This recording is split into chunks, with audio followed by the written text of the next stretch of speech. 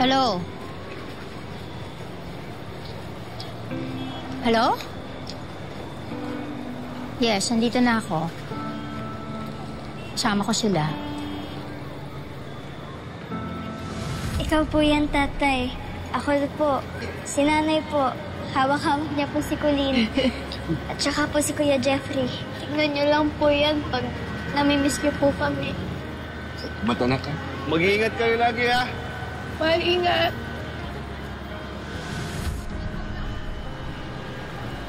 Dad, are you okay?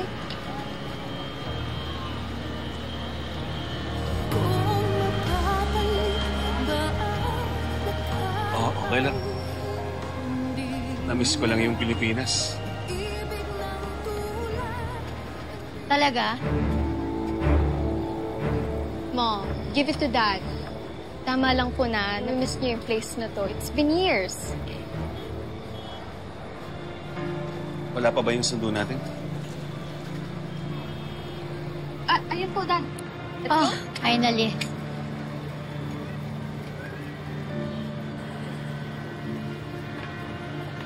Kuya, kay ano nga po ito? Sige na, pumasok na kayo. Ako dito.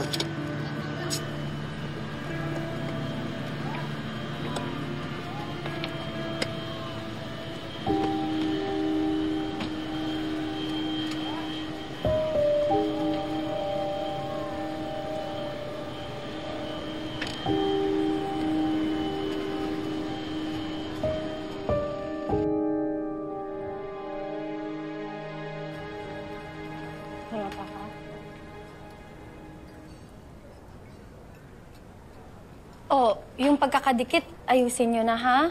Para pasado yan agad sa quality control. Hmm?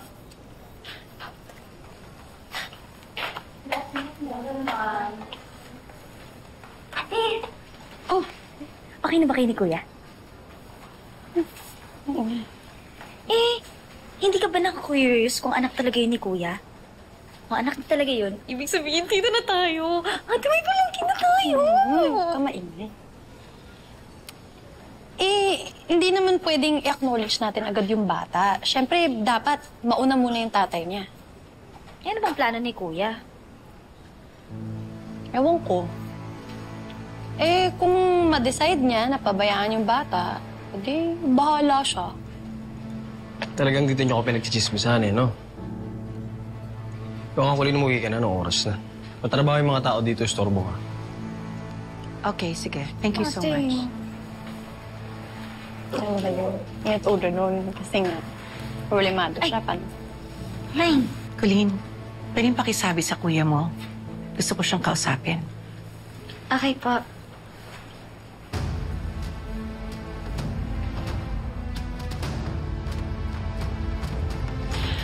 Oh, gusto niya na. Para matapos na tayo agad.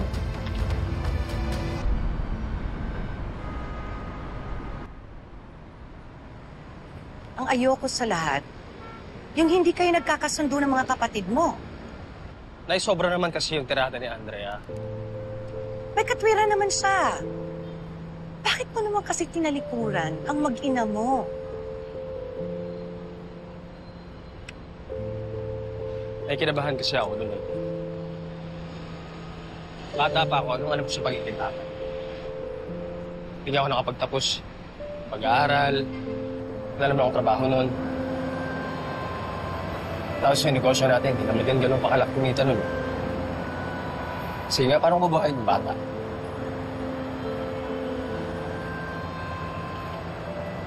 Ba't hindi ka humingi sa akin ng tulong? Ayan, dami nyo lang iniisip mo. Ako na ayoko lang sana dumagdag pa sa iisip ko. Anak, Jeffrey, nanay mo ako. Pamilya tayo. Nangako tayo, ba? Na magtutulungan tayo. Diba? Anong plano mo ngayon?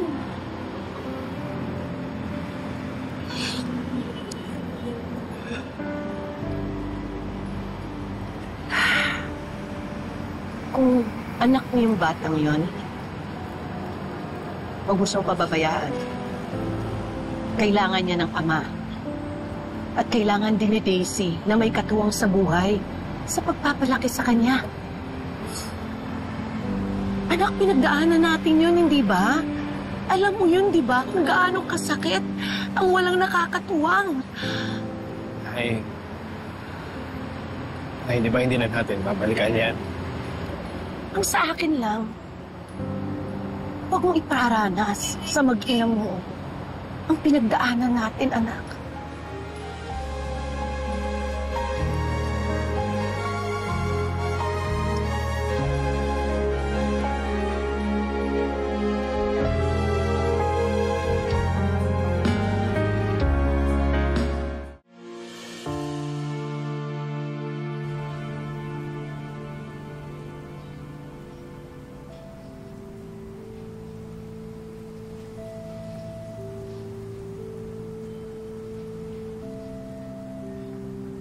Velma, are you okay? Naalala ko lang yung panahong itinaguyod ko yung mag-isa yung mga anak ko. Naalala mo ba si Manuel? Mas naalala ko yung hirap at naalala din pala ng mga anak ko.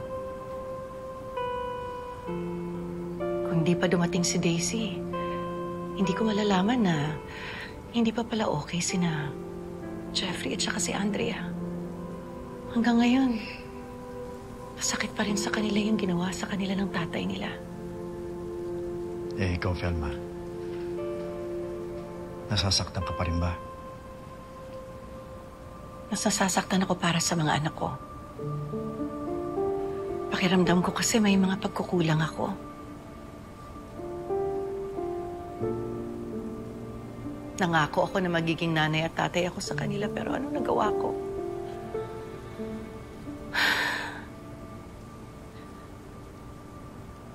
Kaya siguro mali yung desisyon ni Jeffrey eh. Napabayaan din niya yung anak niya. Iba pa rin siyempre kung may tatay na gumabay sa kanya.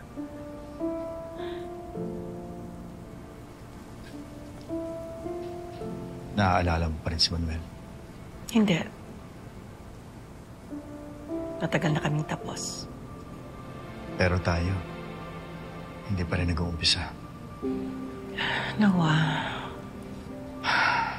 Velma, all I'm asking is a chance for me to love you.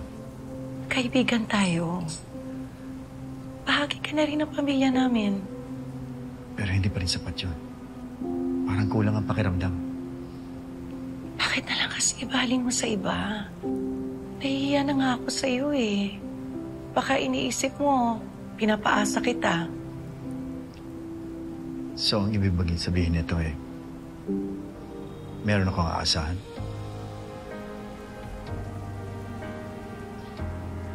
Velma, I will wait. And I'll wait some more.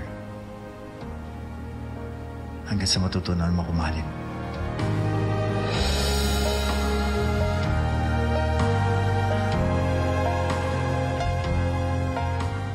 Nagpunta ka na pala kay Daisy, Jeff. Bakit hindi mo pa tinuloy? Naduwag. Hindi ko alam kung paano sila kakausapin. Ang sabihin mo, katulad ka lang talaga ng tatay mo. Huwag mo akong ginagaya sa tatay mo. Tatay natin. Tigilan yun na. Pwede ko bang mahingi yung number tsaka yung address ni Velma? Ayokong mabugbog ni Paz. Gusto mong makausap si Velma? Oh, sure, Dad. He left po. May pupuntahan daw. Saan daw? Hindi ko po natanong, Mom. Roviel, 1:30 na ako pupunta dyan sa salon. Carrie, Mother. Okay, thank you.